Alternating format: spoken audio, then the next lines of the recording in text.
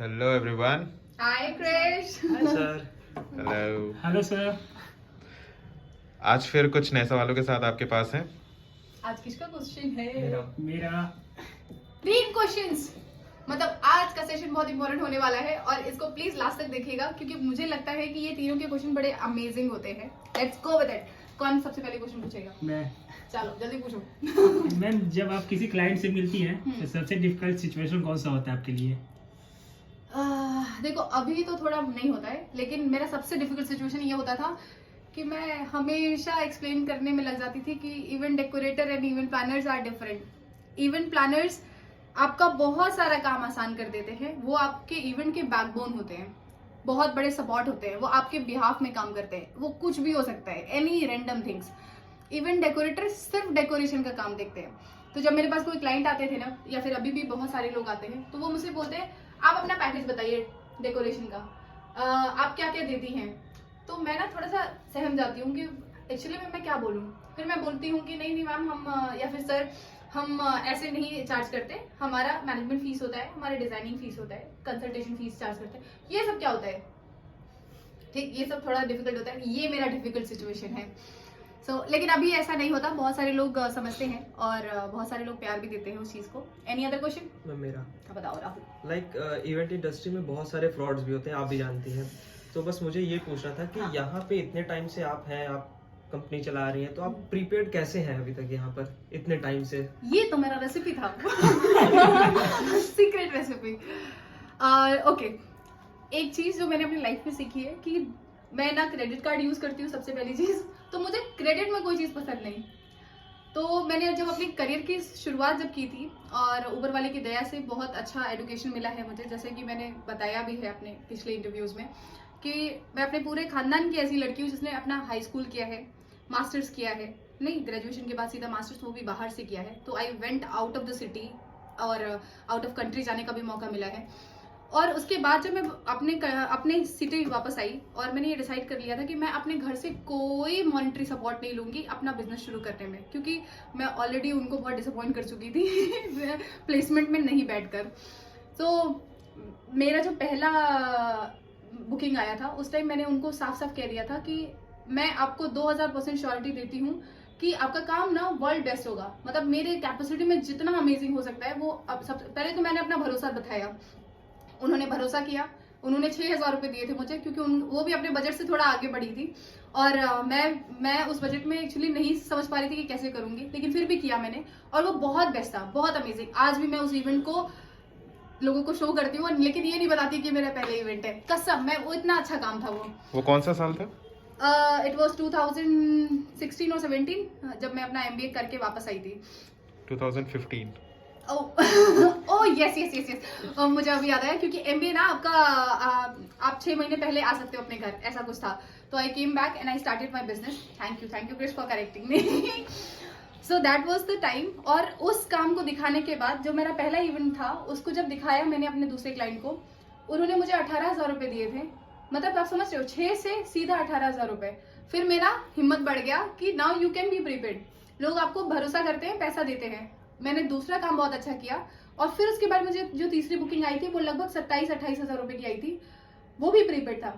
उसके बाद मैंने सबसे बड़े अमाउंट का काम किया था, वो 65,000 पे हमने डन किया था, लेकिन इट वेंट टू 85,000 कुछ एड ऑन करके.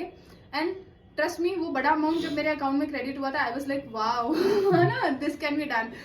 अब मैंने सोच लिया था कि अब मैं पोस्टपेड पे काम ही नहीं करूंगी, लेकिन फिर भी मैंने कुछ क्लाइंट्स के लिए किया और ट्रस्ट मी, महादेव ने मुझे सिखा दिया कि प्लीज पोस्टपेड पे आप काम नहीं कर सकती. नहीं मिले मुझे पैसे. And that was the life changing moment. और मैंने आज तक कितने काम किए मैंने? 1200 प्लस, 1200 से भी ज्यादा काम कर लिए. और पहले तो गिनती नहीं थी, अब तो और छोड़ दिया है. लेकिन जहां तक मुझे पता चला कि 1200 से भी ज्यादा इवेंट्स हो गए हैं और लोगों ने पैसे दिए हैं. वो इसलिए दिए हैं क्योंकि मेरा काम हमेशा वर्थफुल रहा है. मैंने अपने काम में कोई कमी नहीं रखी है, क्योंकि मैं कभी आपके लिए काम नहीं करती. आपके इवेंट में आने वाले 100 लोग, 50 लोग, 20 लोग, 30 लोग, 4 लोग, मैं उनके लिए काम करती हूँ. क्या पता कोई एक पर्सन मुझे वापस अप्रोच करेगा and I am getting another opportunity to explore my career. I don't know कितने ईयर्स का मेरा जर्नी है, लेकिन जितनी भी जर्नी है वो जर्नी बहुत अमेजिंग होनी चाहिए और आपके लिए मैं थोड़ा सा दे पाऊँ वैसा होना चाहिए. I want to be giver. और कोई क्वेश्चन सर? मैम अब हर इवेंट में कुछ अच्छा कैसे नया कुछ कैसे कर देती हैं? देखो नया वया कुछ नहीं होता ठीक है, नया वया कुछ नहीं होता, सब कुछ किया कराया है। बस हर चीज का ना मैं देखती हूँ कि मोमेंट आता है। आज मैं देखती हूँ कि मैं जब चाय पीने जाती हूँ तो पुराने वो घड़े में वो चाय उबाल के वो आपको 50 रुपए की चाय दे रहे हैं, है ना, 30 रुपए की चाय दे रहे हैं। और पहले जमाने में जब गाँव में ऐसी चाय बनाते थे तो लोग बोलते थे ये तो गाँव स्टाइल चाय है। Now it became fashion. हर समय ट्रेंड बदलता है, हर समय चीजें बदलती है, सारे सामान वही होने हैं, फ्लावर वही होना है, टेंट वही होना है, लाइट वही होना है, साउंड वही होना है, लेकिन आप उसको किस तरीके से इस्तेमाल करते हैं, कहाँ पे सही प्रपोजिशन में देखते हैं, है ना, 20-30% या फिर नहीं 70-30%, कैसे आप मैच करते हो, वो आपका स्किल है। ये स्किल कैसे आता है आप लोगों को बताऊं और आप लोगों को भी बताऊं। अगर आप इवेंट प्लानर्स बनना चाहते हैं या फिर नहीं इस फील्ड को एक्सप्लोर करना चाहते हैं, पहले तो आप गूगल से दोस्ती कर लीजिए, आप इंस्टाग्राम से भी दोस्ती करिए क्योंकि that is a trend now.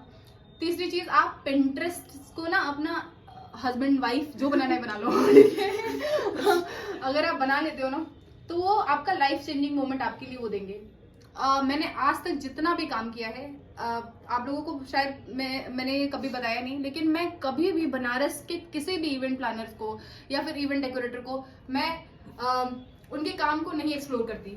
क्यों? क्योंकि मैंने अपना एक स्टैंडर्ड सेट किया है। इंटरनेशनल इवेंट प्लानर्स जो काम करते हैं, जितने बड़े लेवल पे काम करते हैं, मैं उनके काम को देखती हूँ, उनके एलिमेंट्स टेकअप करती हूँ और सोचती हूँ कि ये एलिमेंट्स मैं बनारस में कैसे कर सकूँ।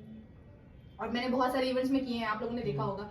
इसका बेनिफिट ये होता है कि मैं अच्छा काम करती हूँ। दूसरा बेनिफिट ये होता है कि मुझे किसी से जलन नहीं होती है क्योंकि जब आप किसी का काम देखते हो ना, किसी को बड़ा काम करते हुए देखते हो अपनी सिटी में, you feel bad, I feel bad.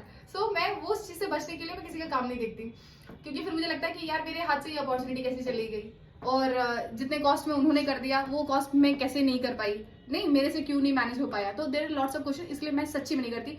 और अगर आप मुझसे गलती से भी 5 इवेंट प्लानर्स जो बनारस के हैं पूछ लोगे ना, मैं नहीं बता पाऊंगी। हार्डली मुझे 2-3 के नाम पता है जिनको मैं बहुत अप्रिशिएट करती हूँ, लेकिन मैं बताऊंगी नहीं ठीक है, तो जिनको मैं बहुत अप्रिशिएट करती हूँ। So this is how it works कि आप अपना स्टैंडर्ड ऑफ वर्क बना लीजिए अपने दिमाग में और बताया ना हस्बैंड वाइफ वाला खेल खेल लीजिए, फिर देखिए क्या प्यार होता है, फिर काम ही काम निकलता है। और इतने सारे लोगों ने काम किया है, उस पर चला है, रिसर्च किया है और इंटरनेट पर डाल दिया है। आप उनसे सीखने के लिए कितना कुछ है। जब आप उठाओगे नहीं, देखोगे नहीं, सीखोगे नहीं, तो आप सोचोगे अपने मन से ये ऐसे अपने आप नहीं आएगा। Everything comes with your experience. पिछली बार चोट लगा था तो अब इस बार नहीं उठोगे, मतलब नहीं गिरोगे नहीं। तो this is how it works. और किसी का कोई क्वेश्चन? किसी का कोई क्वेश्चन नहीं है यार सच्ची? मेरा एक सवाल है बताओ ग्रेश। सवाल क्या, मतलब मुझे एक प्रॉब्लम है अच्छा कि लोगों को ना जब भी अपना इवेंट करना होता है तो व्हाट दे डू कि वो बेस्ट वेन्यू डिसाइड कर लेते हैं। हाँ। भाई ताज बुक कर दे, हयात बुक कर दे, रेडिसन बुक कर दे, राइट। और कैटरिंग तो पूछना ही नहीं। लेकिन जब बात इवेंट प्लानिंग की आती है, इवेंट प्लानर्स की आती है, तो उस समय उन्हें क्या हो जाता है कि वो एंटरटेनमेंट सेक्शंस, डेकोर सेक्शंस, वो अ लिटिल बिट इग्नोरेंस पे आता है। समझ रही हूँ क्रिश, ये दर्द मेरा भी है। Thank you for connecting. Actually में ये चीज मैंने भी देखी है कि अक्सर ये होता है कि 7 स्टार प्रॉपर्टी और अच्छा केटरर सबसे पहले हायर होते हैं। इवन फोटोग्राफर्स में भी अच्छा अमाउंट खर्च हो जाते हैं, लेकिन उस पर भी बहुत कम लोग खर्च करते हैं। अब जब बात इवेंट प्लानर्स की आती है तो सबसे पहले बोला जाता है कि आपको कम से कम बजट में काम करना है। अब इवेंट प्लानर सोचता है कि मैं अपने आप को कैसे निकाल के दूं।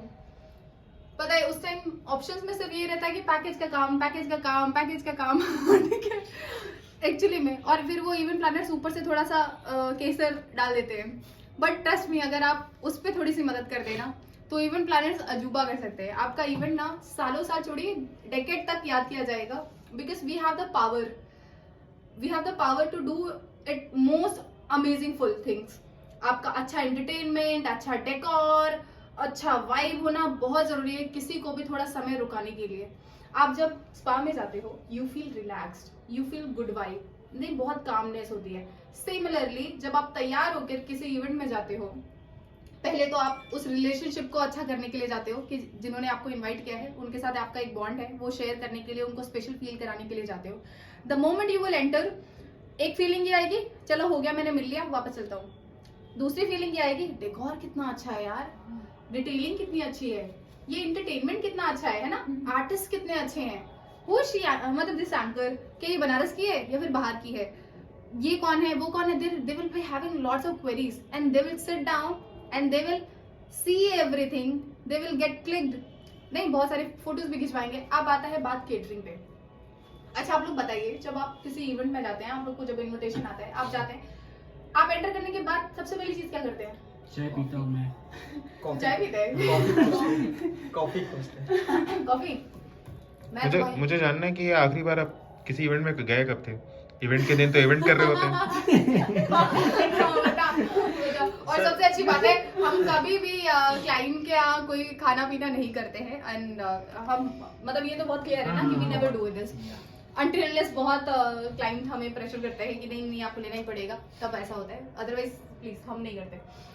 लेकिन हम जब जाते हैं, जब हम इनवाइटेड होते हैं, तो we look for cocktails, mocktails, chai, coffee of course, और गर्मा गर्म स्नैक्स। फूड की बात, जो मेन मील की बात है, वो बहुत लास्ट में आती है, लगभग 10 बजे के बाद, 9 बजे के बाद, 9:30 बजे के बाद वाली, अगर रात का फंक्शन है।